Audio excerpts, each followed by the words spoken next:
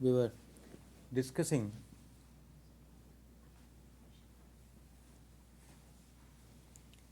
this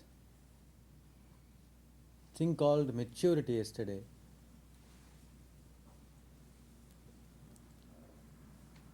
Maturity comes when we are awake and alert.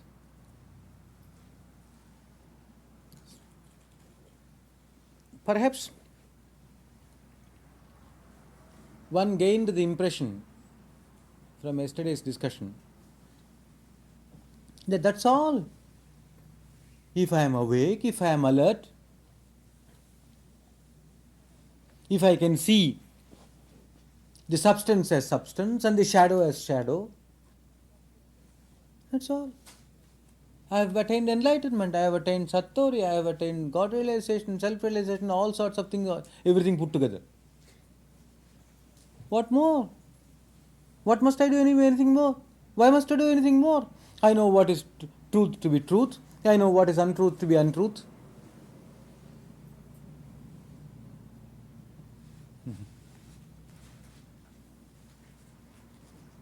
Is there anything more to do?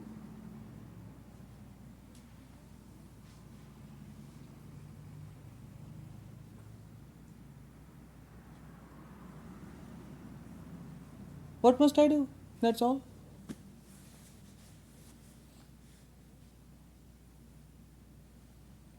When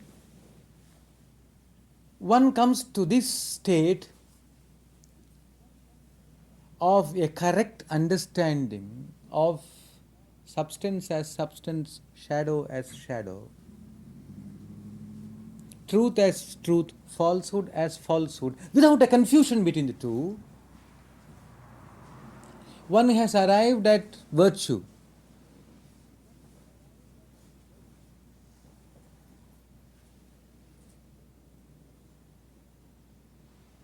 Virtue is not bluffing oneself that I am on the seventh state.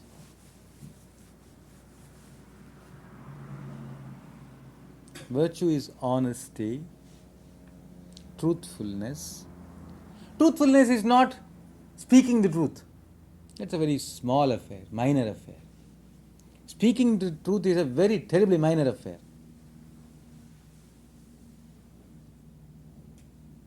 Being aware of the truth, that's a lot more difficult.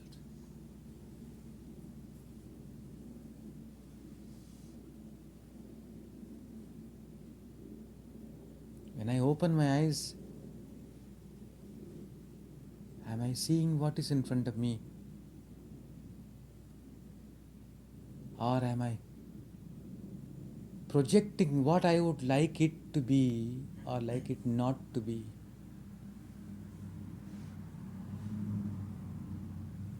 It's a constant battle. Constant battle. A reason why we don't enjoy life even. It's one of those unfortunate things. We are so terribly, dreadfully caught in our own image of what the world should be, of what I shall be, of what you shall be.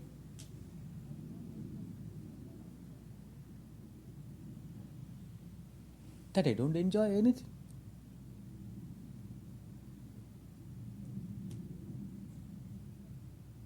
If you are eating a cake, wishing that it were sweeter, you don't enjoy the sweetness of the existent cake.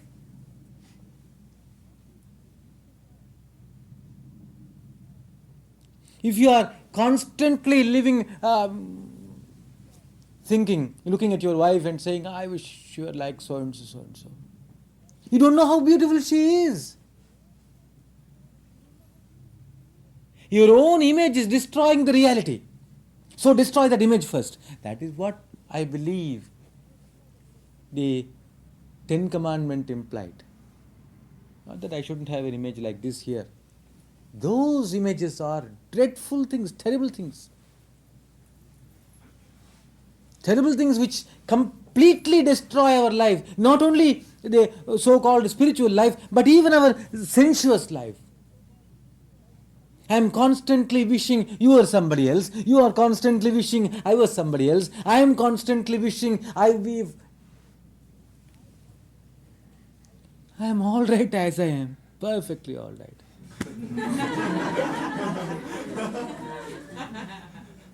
Quite satisfied.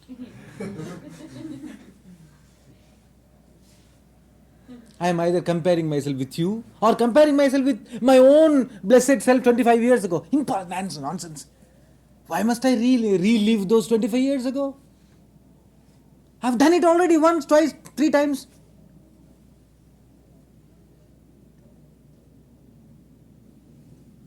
I wish to compare myself with this gentleman. He is younger, he is more robust, and he is more successful.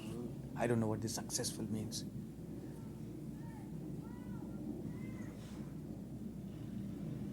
And therefore I am frustrated. I'm quite happy now. I'm very successful in life.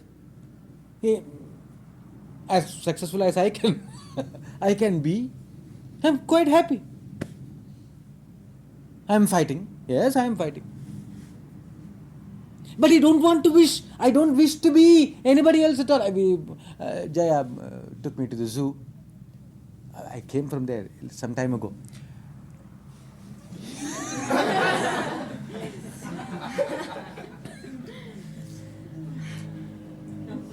I saw a gorilla sitting there. I thought, I can see.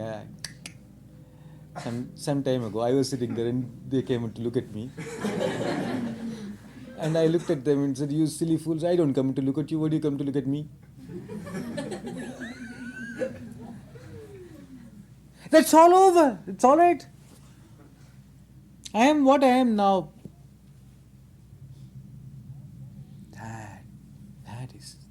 That is where it. I am what I am. What am I?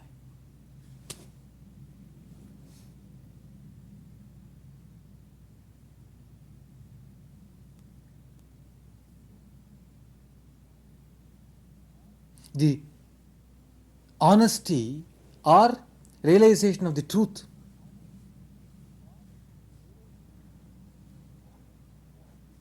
is not merely being honest in our dealings with others, but honestly looking at others, honestly looking into oneself.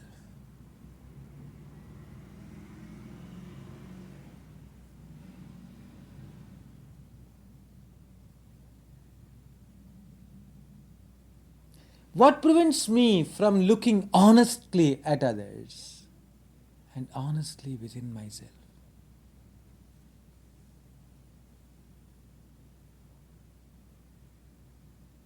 Personality conflict, isn't it? Huh? That's probably a big expression, personality conflict. All that it means, please cultivate this habit of looking into the root meaning of words, not getting caught in interpretative definitions.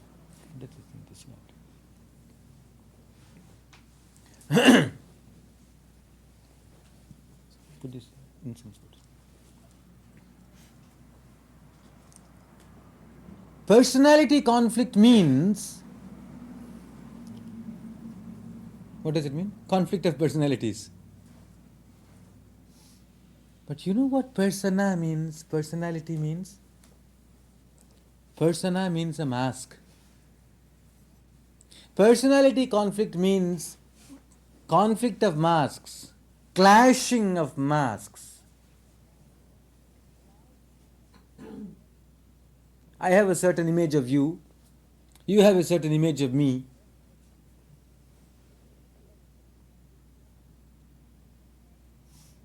You took one good look at me, and well, maybe come a little closer.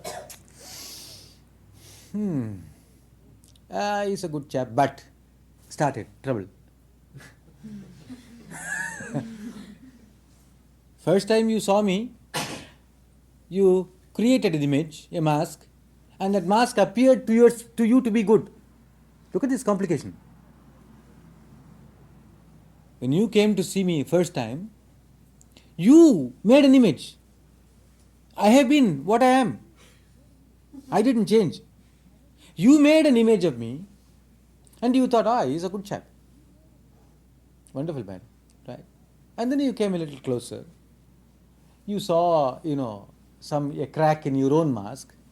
May not be a crack in me, the crack in your own mask, the image that you built of me. And, he's a good man, but the but has come. When the but comes into the personality, a few buts, it gets broken.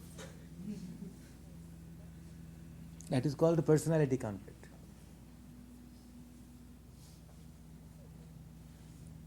A man who is honest, a man who is alert, makes no images at all, and he looks for the truth. Truth in you, truth in him.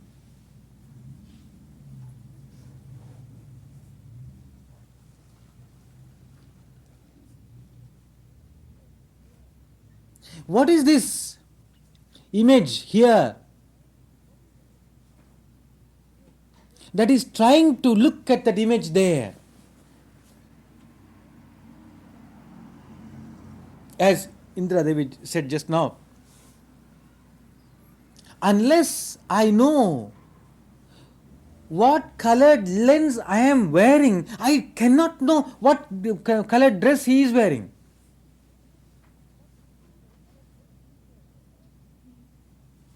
My lens is constantly distorting the vision.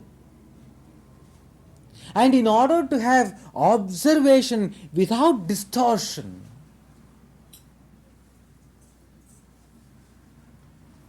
which is meditation, which is satori, which is enlightenment, all sorts of wonderful things. In order to have this observation without distortion, I must know what kind of lens is there. What is this me? What is this personality mask that I am wearing? What is this personality here, sitting here?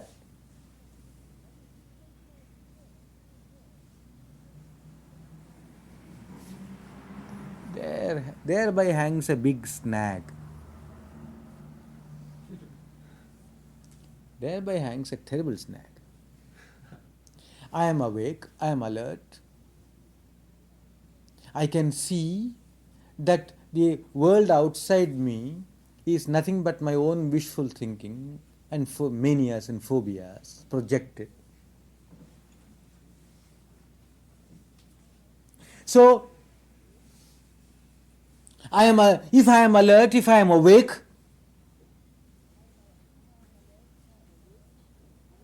I am going to use a rather meaningless expression. I try not to project these images, which is never possible.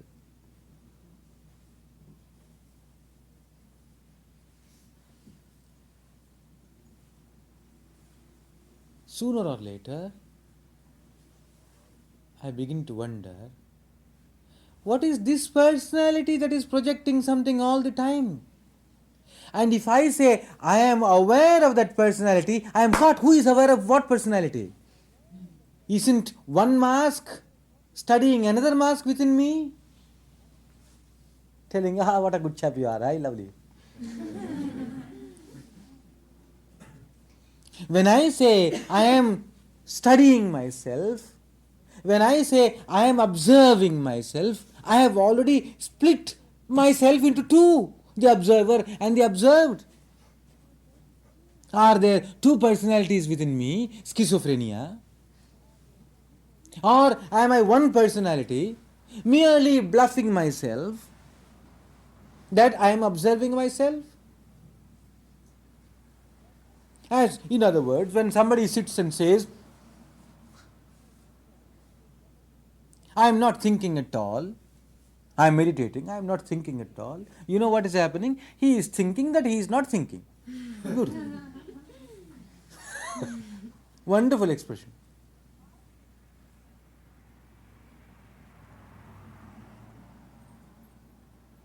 When you come up and say, I am not thinking, what does it imply? It implies that you have been sitting and thinking, I am not thinking. Which is a remarkable thing, wonderful thing. Nice. You know why? Because you have been able to zero in to this one single thought of I am not thinking. Very nice. No harm. But so long as this dishonest thought that I am not thinking is there, it is going to bring in any number of thoughts in a few minutes.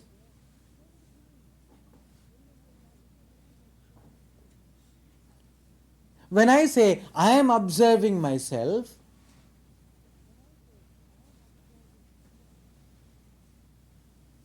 what does this mean? What does this imply? I am not saying that this is impossible. There have been great sages, great saints, great yogis, etc., who have had some kind of,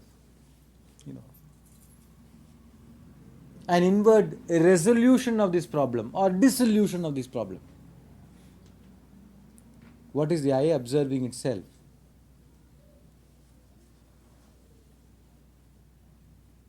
But there is this problem in the life of a sincere seeker.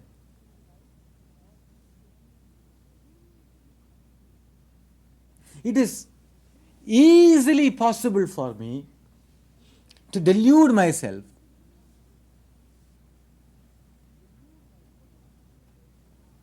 when it comes to observation of oneself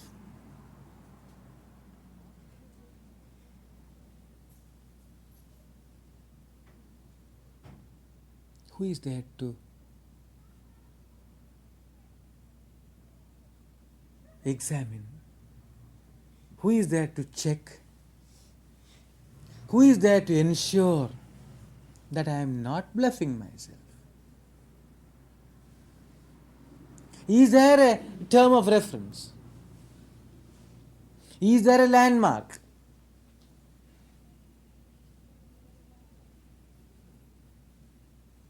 Is there a guiding star or something to which I can refer and say, I am all right, this is real meditation, this is not real meditation?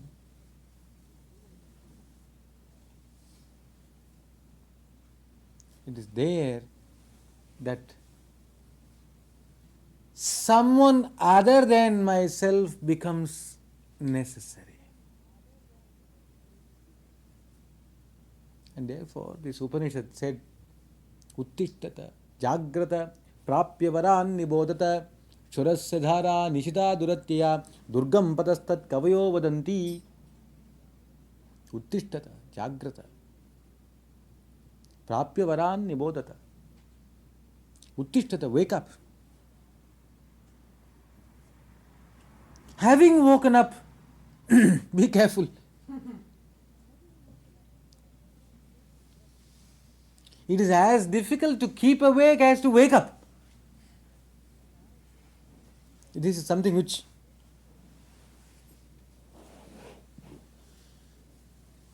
I can bear testimony in my own life.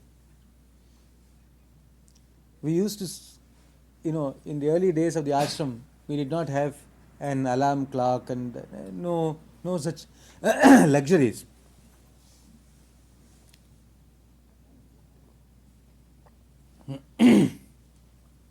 And in summer, we used to sleep outside on the Ganges bank,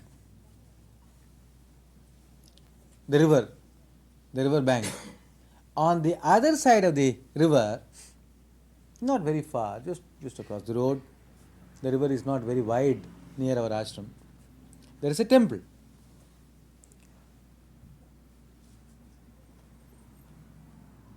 That temple used to open at 4 o'clock in the morning. Somebody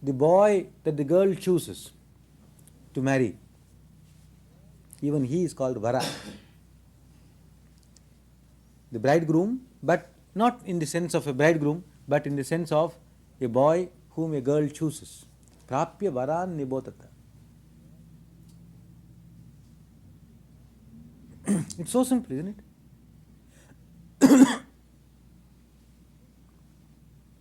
There is no magic involved here. There is no creation of an image involved here. Your heart adores this man and you feel he is the person who will guide you, enlighten you, go to him. Is that so simple? Should we not seek an enlightened Guru? How on earth are you going to know who is enlightened? Huh? How on earth would you know who is enlightened?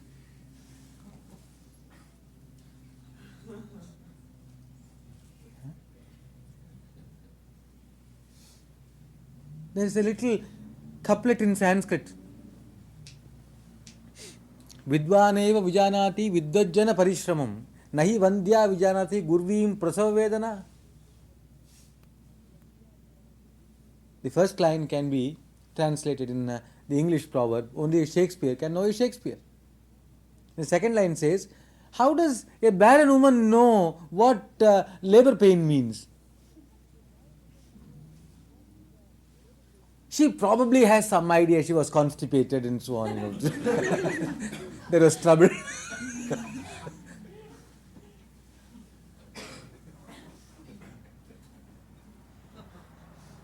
What a ridiculous analogy. That's all I can do. What can I do?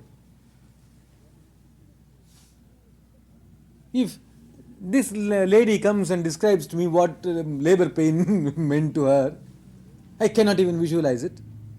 I am going to say, oh, I see, it might have been something like this. Nahi vandya vijanati gurvim prasava vedana. How do I know? So, how do I know whether this gentleman has had enlightenment or not?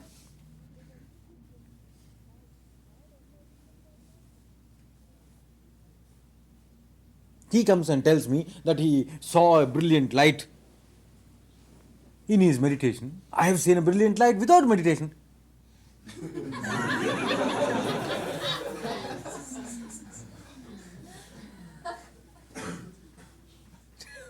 I don't know if people play that game here. We used to have in our villages, Dr. Sahib, what is Dandagulli, you know?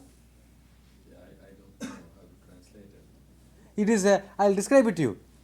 A man has a sort of baton-like thing, a small stick, and a little one, a tiny one, and a slightly longer one, 1 foot long stick, and another one is just about that size, about a few inches. And he throws it in the air and hits it. After all, there are all sorts of things to be done. A few of us were playing this game in a small town where I was going to school. I was standing to the left of a young boy. He did this. He threw this small one into the air and hit it. He missed that one, but didn't miss my right eye. I don't know if you have ever experienced anything hitting your eye. The light that you see is fantastic.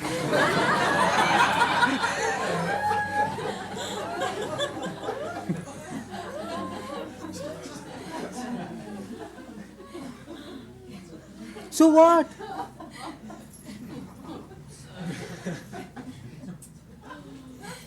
May I accept that as self-realization?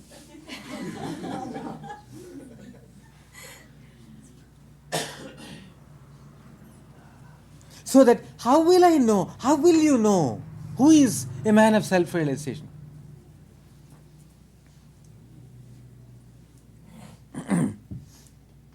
Conduct. Do you know how a man of self-realization should behave? Who are you to fix the laws? You come and quote the Bhagavad Gita. Hey, here you are.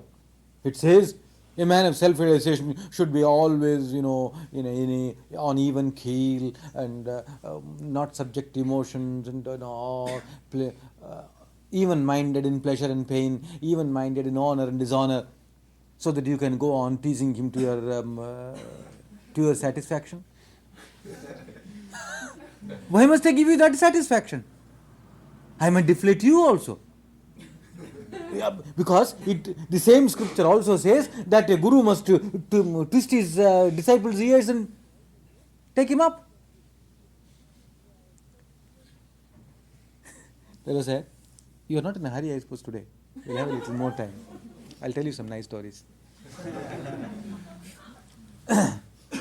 Because heaven knows when I'll see you again. We had a conference in India about 3 or 4 years ago, Divine Life, All India Divine Life Conference, to which many eminent Swamis had been invited. Ooh, even to look at them was eminent. I don't know who they were, but even look at them made me feel that they are all super eminent. Oh, flowing robes and one Swami had been allotted about 45 minutes to speak. He came a bit late and he went on. About the time he was supposed to stop, the organizer passed a note on to him, your time is up. He flew into such a rage, everything there caught fire. So he started shouting at the organizer, shouting at this. There is another Swami who was presiding. He unfortunately dropped a tactless remark. He said, but you came late, Swamiji. I turned to him and said, who? You are telling me I came late? The car that was sent to pick me up came too late. Huh? I was waiting for the car. Again back to the organizer. And I was there, I suggested to the organizer, don't do anything. Please go and touch his feet and say, pardon, forgive me. Sorry. Eventually he agreed. As soon as he bowed down, touched his face, Swamiji, please forgive me. And he was cooled down. And went on with his talk, which is remarkable. I mean, I don't know if I would have been able to do that. After all this, commotion, emotion and commotion. Later, we were having lunch together. And someone looked at him and remarked, how is it that being such a great Swami, you lost your temper? He turned and I thought he was going to lose his temper again. He said, oh, only we should lose our temper. Huh? We are here to teach all these people. Huh? We are here to teach all these people. We can lose. You should not lose your temper. Huh? Is that right? You have come here to learn. Who should lose his temper? The teacher or the student? I am here to teach you how to behave.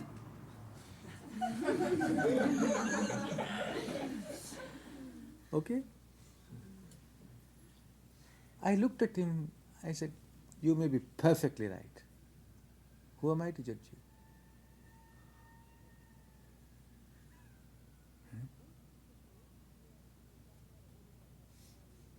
Yeah, one scripture says a Swami or a holy man must be always, all the time equanimous and calm and blissful. Another scripture says that a holy man of self-realization might behave like Bala Unmatta Pishachavat. His behavior can be like a childlike, Unmatta, mad, like a madman.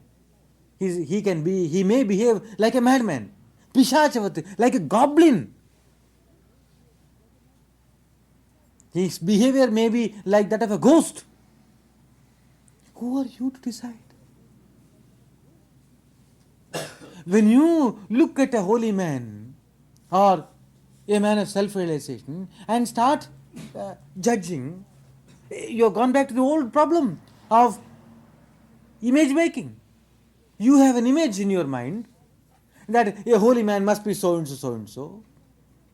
And if that holy man doesn't fit into your image, you are fooled. How do we know?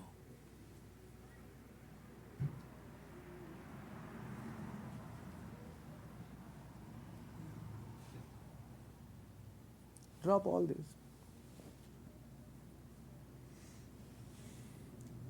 I feel she is enlightened. I'll follow her.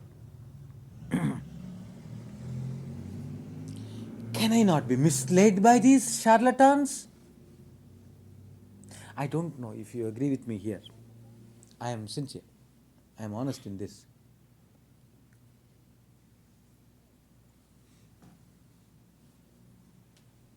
I prefer to follow a selfish person rather than an unselfish person.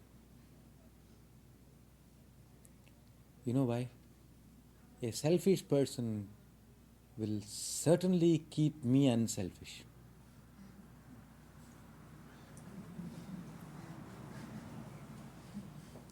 I prefer to keep company with a bully rather than with a soft-hearted gentleman, because the bully will keep me in my place and prevent me from slipping. If my head begins to swell a little bit, he will knock it into proper shape.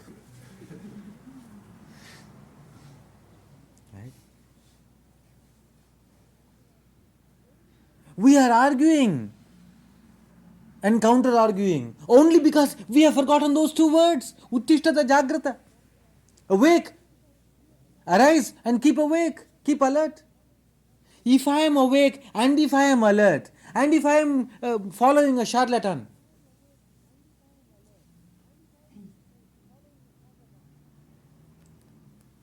I will reach my destination.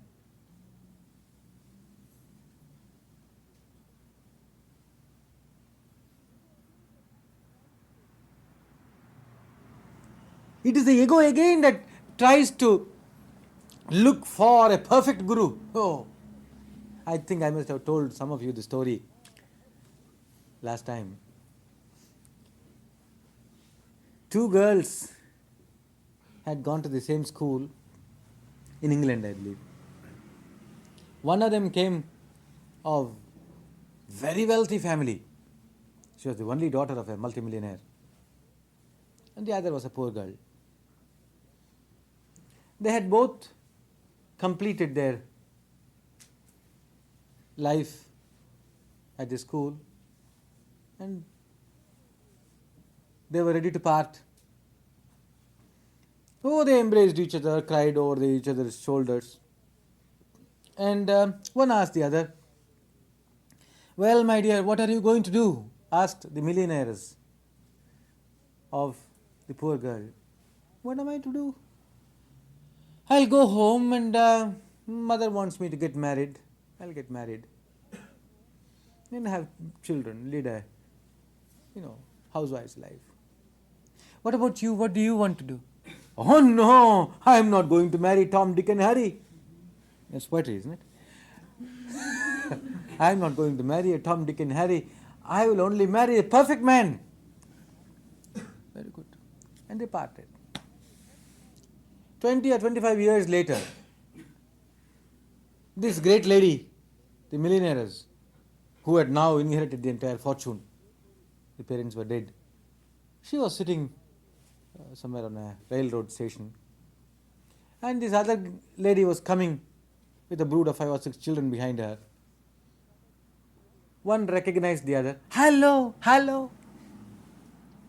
Aren't you so and so?" "Yes, I am so and so. What have you been doing? Look at this, 5 or 6 children." "Can't you see what I have been doing?"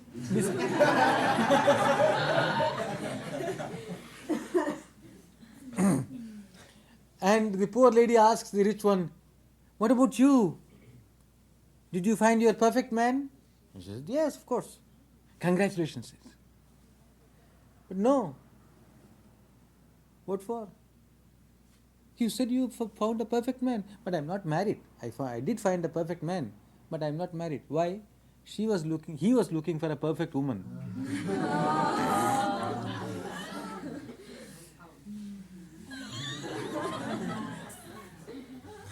He was looking for a perfect woman. It is waste of time.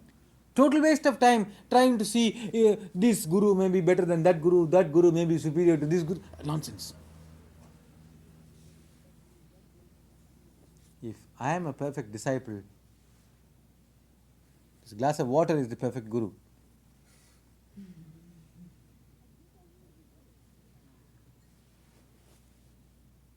And yet I need this guru. This is the danger. This is the problem. I am awake, I am alert, and yet I need an external somebody, something. Prapya varan nibodata. I'm not sure whether the word varan can be interpreted as even an inanimate object. But perhaps anything, something in the world, something in the universe can bring about that enlightenment.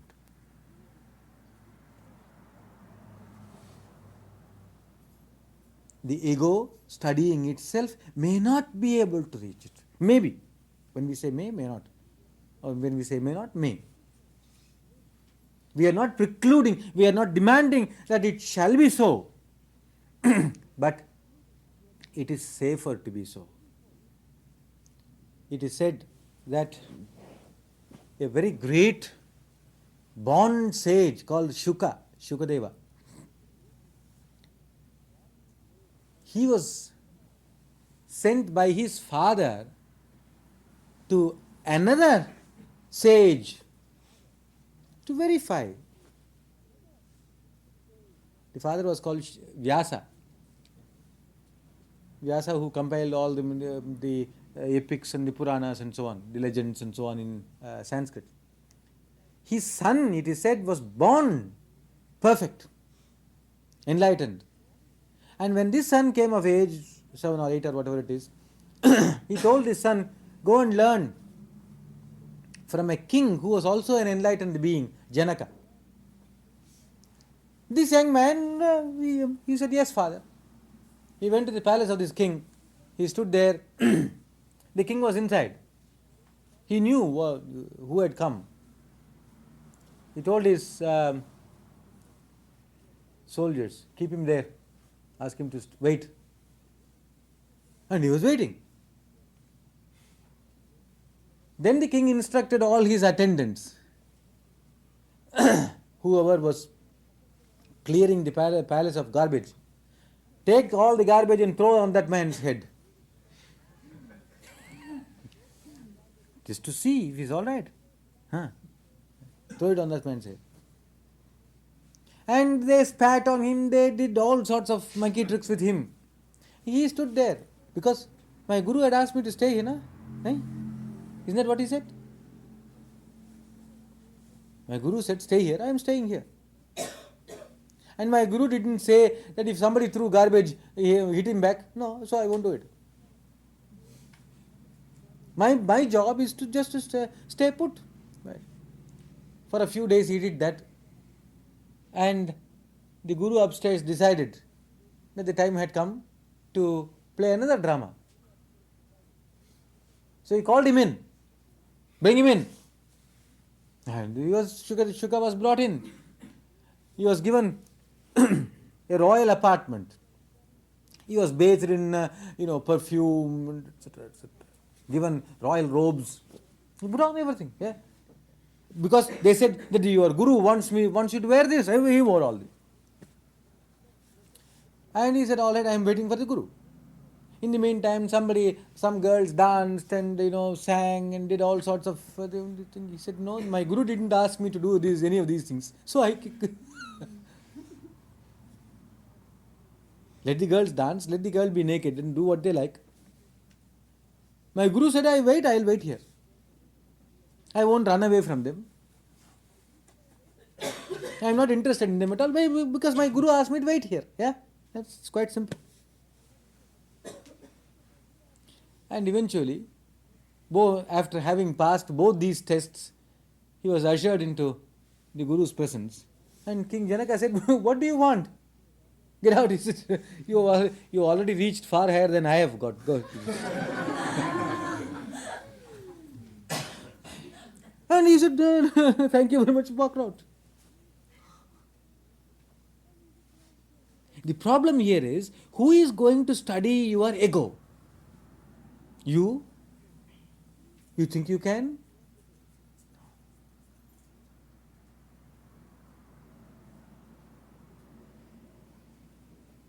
Up to this point, everything is clear, beautiful. But here comes a troublesome factor. Who is going to study my ego? I'm humble. I go and touch everybody's feet and wash everybody's square. Doesn't that doormat do that job better? Huh? Shall we then pick up the doormat and put it there? Oh Bhagwan, oh Bhagwan. Guru Maharaj. No. Haven't you seen people who profess or show themselves to be so humble that they are the proudest people on earth? Inwardly? What does your heart say? Can you look within? And if you look within and pat yourself, I am very humble, I am reasonably pure and I am very humble. Who says that? Who says that? Yourself, no? Huh? Aren't you a clever chap? Even when you accuse yourself, watch. This is something very interesting if you are able to watch yourself. Even when you accuse yourself and go into the confessional and say, "Oh Father, I am a sinner. Please say I am all right. Oh Father, I am a heinous sinner. I committed all carnals. Please say that I am all right.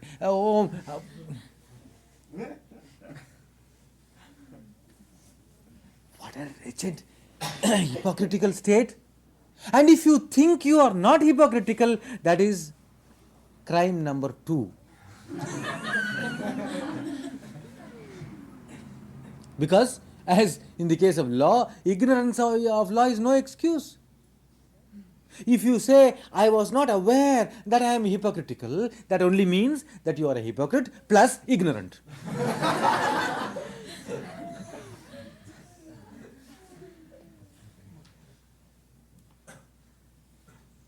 Therefore they said, "Prapya varan nibodhata."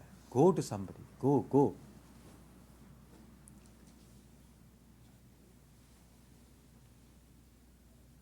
Krishna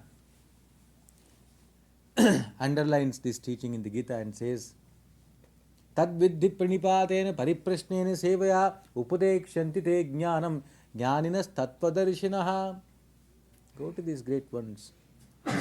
Surrender yourself to them. Do I know when I have surrendered? They will make sure of that.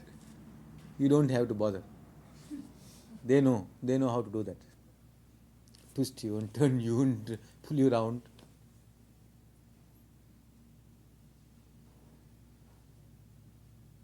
Because, to come back to the Upanishad, Shurasya dhara nijda aduratya turgam patastat kavyo vadanti. The path is like the razor's edge. Razor's edge, not because it will cut your foot. That's silly. Doesn't matter. I've got Band-Aid. That's no problem at all. It is so sharp, so fine, so subtle that you don't see it. When you think you see it, you have missed it.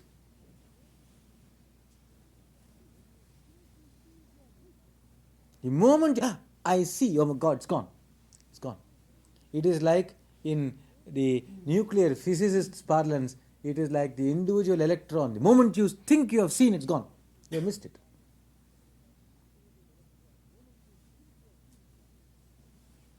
I must have told this before. A barber taught me this lesson. A barber in Rishikesh, he taught me this lesson. He used to shave us, and he has shaven only Swami's heads. And I used to look upon him with great veneration. You know why? All the world, everybody in the world who goes to Rishikesh and these places, bow down to these Swamis, holy men. And the holy men bow down to the barber.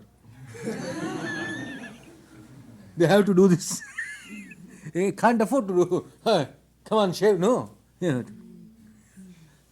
So he enjoyed a unique position. This barber. And he was an expert. I used to be sitting on a veranda and doing some work, reading or typing or typing. And he would come and say, Swamiji, are you ready today? I might tell him, yes, but I would like to finish this work. Oh, doesn't matter. You sit there and carry on with your work. He will sit beside me, apply some water and soap. Finished. You may not even know that something has happened. Such perfect barber. One day he was doing his job and he stopped and asked me, does it hurt you? I thought within myself, it's not as smooth as usual. And looked at him and asked him, how did you know that it might have hurt me? I wanted to know if I grimaced or winced, involuntarily. And he held up the razor in front of me and he said, can you see? I said, yes, I can see the edge. That's the point. That's why. I thought it might hurt you. And then he sharpened it a little further. Then he held it up again. Can you see? No. Now. It's perfect. Razor's edge means the path that you cannot see. The middle path that you cannot see. Can you see any middle path at all? Can you actually point out to me the middle of the road here? That's simple, isn't it? A point is in mathematics. A point has no dimensions. Can you draw a point which has no dimensions at all? Use the sharpest writing instrument you have. Put the small, minutest dot on a piece of paper, I can still magnify it.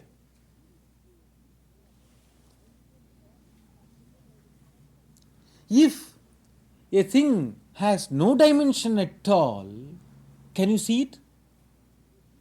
If you are able to see it, can you assert that it has no dimension? The razor's edge is the path that you cannot see. Just like Kierkegaard's either or, here the formula is neither nor. Can I see that? Can I see it's neither this nor that, neither this nor that, neither this nor that, all the time?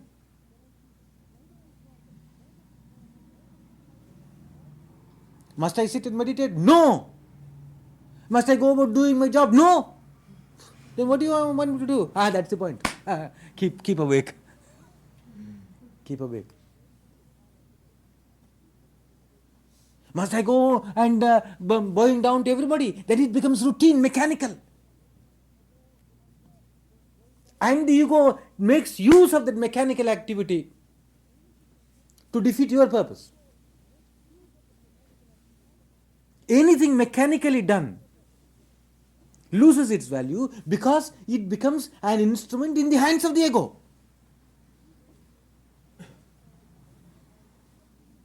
Then, if I am not going to do anything mechanically at all, well, all right, that means I will make a routine of a non-routine. Today I will get up at 6 o'clock, tomorrow I will get up at 7, day after tomorrow I will get up at 5, and the fourth day I will get up at 4. you have made your routine of non-routine. In other words, you are going to come and tell me, Swami, I follow exactly what you said. I don't make anything routine. That is another routine.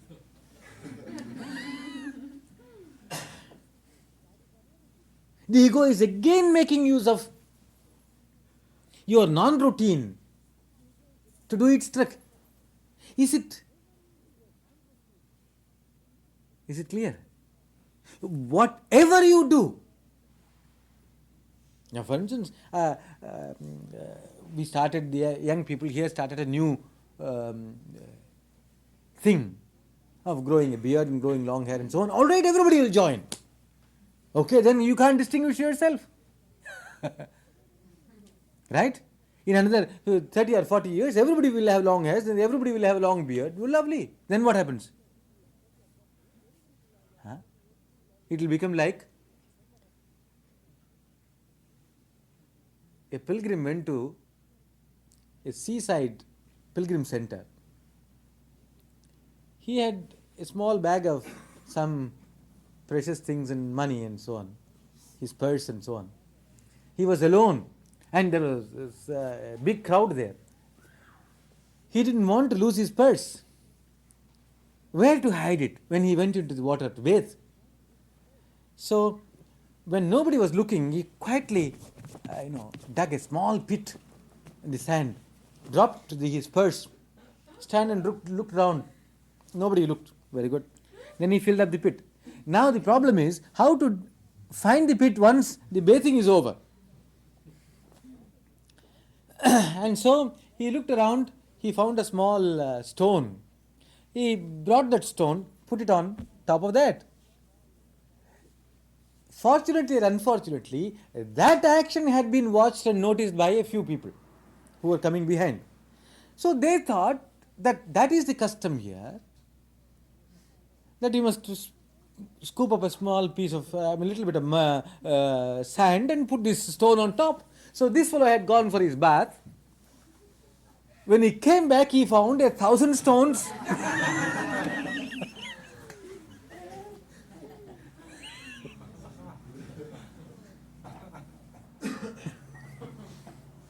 So whatever you do, even if you do something out of the ordinary, something which is not routine, even that becomes routine.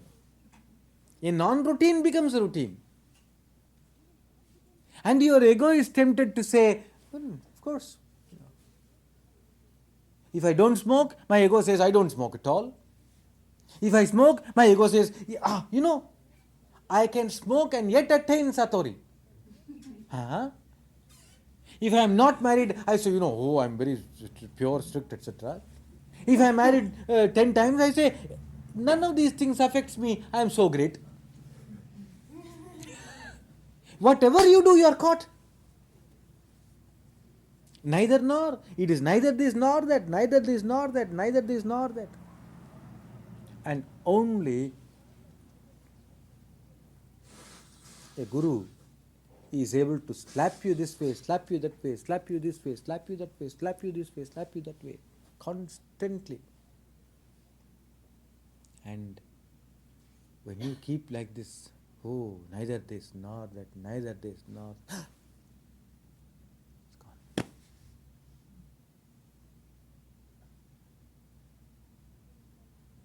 And that experience is neither enlightenment nor delusion, neither good nor evil, neither this nor that.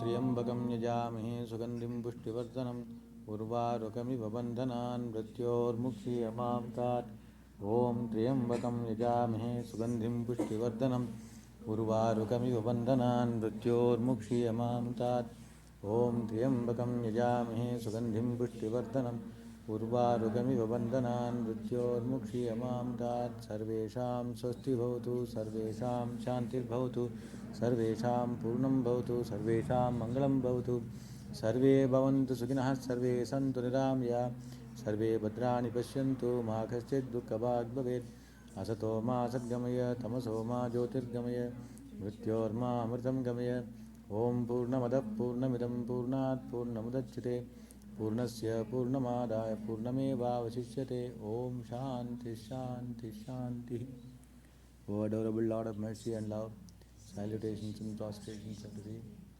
Thou art omnipresent, omnipotent and omniscient, Thou art Satchidananda, Thou art existence, knowledge, bliss, absolute, Thou art the indweller of all beings. Grant us an understanding heart, equal vision, balanced mind, faith, devotion and wisdom. Grant us inner spiritual strength to resist temptations and to control the mind. Lust, greed, anger, hatred and jealousy. Fill our hearts with divine virtues. Let us behold Thee in all these names and forms. Let us serve Thee in all these names and forms. Let us ever remember Thee. Let us ever sing Thy glories. Let Thy name be ever on our lips. Let us abide in Thee forever.